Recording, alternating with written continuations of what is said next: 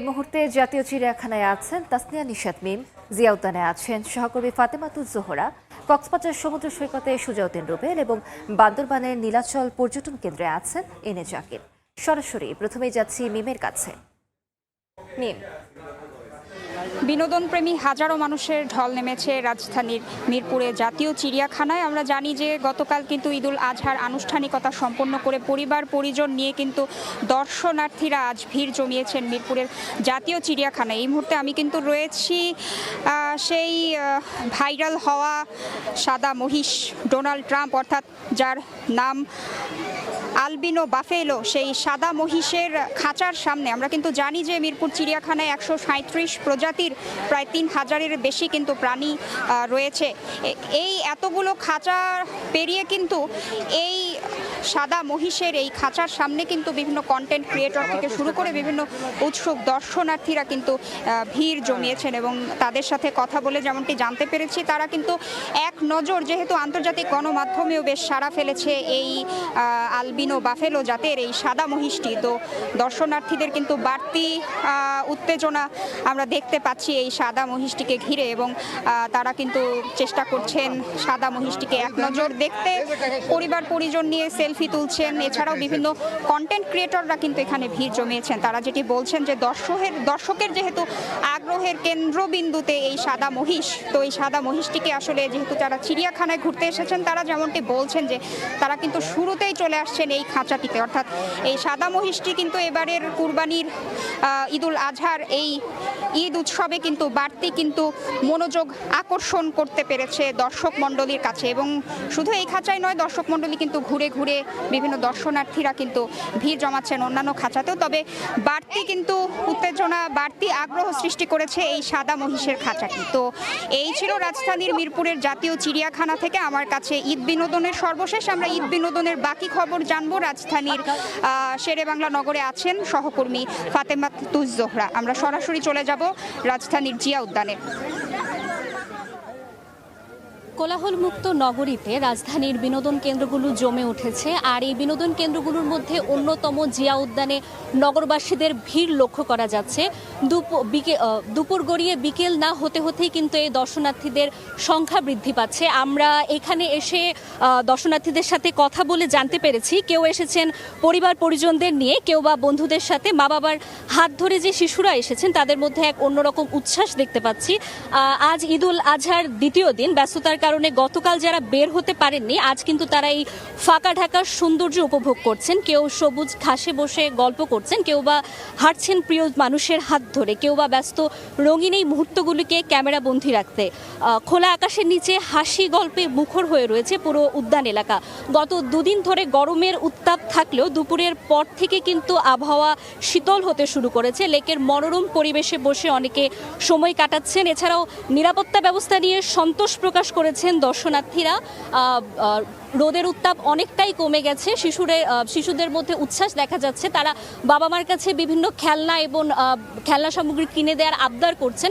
সব মিলিয়ে পুরো লেক জুড়ে মানুষের আনন্দ ঘন পরিবেশ। আজ যানজট কিছুটা থাকলেও রাজধানীর বিভিন্ন এলাকা থেকে মানুষজন এসেছেন, একে অপরের সাথে ঈদের আনন্দ ছড়িয়ে দিচ্ছেন। এছাড়াও আমরা এখানে এই ছিল ঈদ আনন্দের জিয়া উদ্যান থেকে আমার সর্বশেষ খবর। এই মুহূর্তে আমরা চলে যাচ্ছি কক্সবাজার সমুদ্র সৈকতে সহকর্মী জিয়াউদ্দিন রুবেলের কাছে।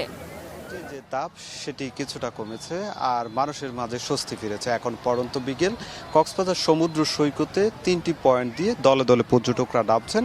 বিশেষ করে ঈদের দ্বিতীয় দিন, এই দ্বিতীয় দিনে আমরা লক্ষ্য করছি যে দেশের দূর দূরান্ত থেকে আসা পর্যটকরা যেমন সমুদ্র সৈকতে ভিড় করছে, ঠিক তেমনি যে কক্সবাজারের স্থানীয় যারা দর্শনার্থী রয়েছে তারাও কিন্তু সমুদ্র সৈকতে এসেছেন। আমরা লক্ষ্য করছি সমুদ্র সৈকতে কলাতলি থেকে শুরু করে শৈবাল পয়েন্ট পর্যন্ত প্রায় 3.5 থেকে 4 কিলোমিটার সৈকতের সাগর তীর জুড়ে এখন বিপুল সংখ্যক মানুষ, যেসব মানুষ তাদের প্রিয়জনকে বা পরিবারের স্বজনদেরকে নিয়ে এসেছেন এবং সেই স্বজনদের নিয়ে এসে ঈদ উদযাপন, যে উৎসবে মেতে থাকার যে বিষয় রয়েছে সেই উৎসবের মতো করে সমুদ্র তীর এখন উৎসব মুখর।